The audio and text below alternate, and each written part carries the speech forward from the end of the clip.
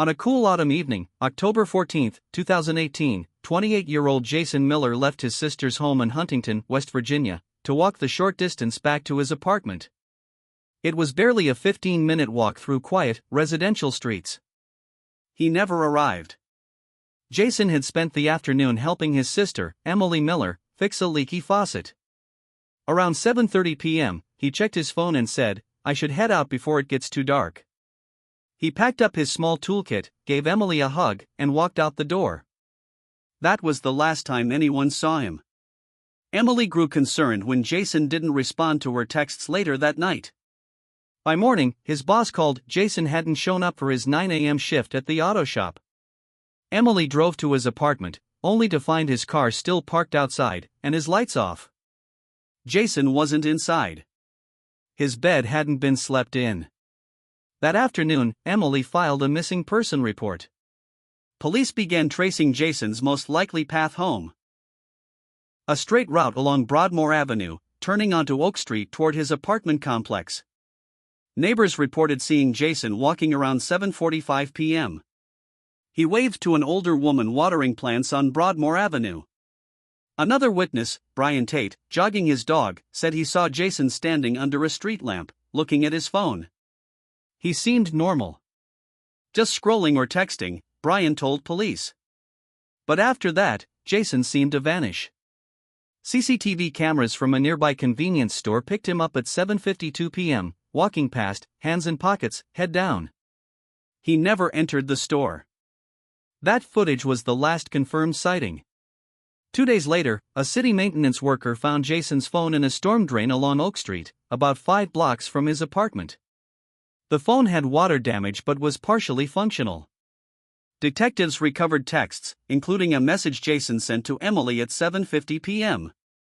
"Home soon, almost there." Strangely, the phone's GPS log showed him moving past his street and turning onto an unfamiliar side road before the signal stopped. There were no outgoing calls after 7:51 p.m. Police wondered, why had Jason deviated from his usual route? Following the GPS trail, officers discovered the route led toward an abandoned house at the end of Willow Lane, a known shortcut but rarely used at night. The house had long been empty, windows boarded, the yard overgrown. Inside the house, search teams found signs someone had recently broken in: a window pried open, empty food wrappers, a makeshift blanket in one corner. In the dusty living room, someone had scrawled on the wall in black marker, "Don't look for me." But no Jason. On October 19, 5 days after Jason vanished, Emily received a text from Jason's phone. "I'm fine. Don't call the police." Police immediately traced the phone. It pinged from a cell tower on the outskirts of town, near an old industrial. By the time officers arrived, the phone had been turned off. No one was found. Emily didn't believe Jason had written the message.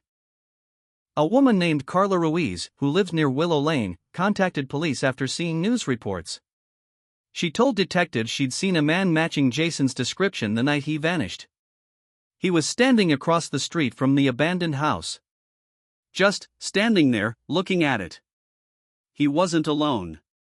Carla said a second figure, a taller man in dark clothes, emerged from the shadows and approached Jason. Then, both disappeared down the alley next to the house. A week into the search, police discovered a chilling clue: a rusty wrench with dried blood lying in a ditch behind the abandoned house. Forensic testing confirmed the blood matched Jason's DNA. A nearby fence had a smudge of blood, as if someone climbed over it while injured. But no other signs of struggle were found. Part 8: Suspicions and Theories. The investigation turned toward Jason's social circle. Emily described her brother as kind and easygoing, but lately stressed over a debt situation he wouldn't talk about. A co-worker, Marcus Lee, admitted Jason had confided about borrowing money from someone dangerous. Jason reportedly feared they were coming to collect. Police couldn't identify who they were. Jason had no known criminal ties. An anonymous tip claimed Jason owed money to a man nicknamed Ace, linked to small-time loan sharking in the area. Detectives questioned Ace, but he denied knowing Jason. With no solid evidence, they couldn't hold him. Weeks passed with no new leads. Flyers with Jason's photo faded on telephone poles. Candlelight vigils were held.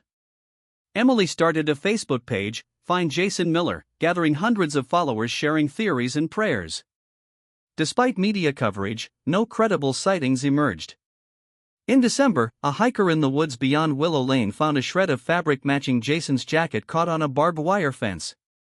But again, no body. No answers.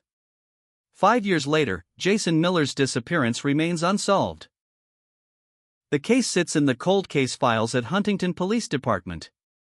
Detectives believe foul play is likely but lack enough evidence to charge anyone. Emily still holds hope. She keeps Jason's room untouched, his baseball cap still hanging by the door. Every October 14th, she walks his route, leaving a single white rose at the corner where he was last seen on camera. Somebody out there knows, she told a reporter on the 5th anniversary. I just want my brother home. As dusk settles over Broadmoor Avenue, the street lamps flicker on. Somewhere, in the growing dark, the truth waits, hidden beneath years of silence, buried in whispers, carried by the wind. Jason Miller walked into the night and never came home. Drop your theory in the comments below. Subscribe for more cold cases that still demand the truth.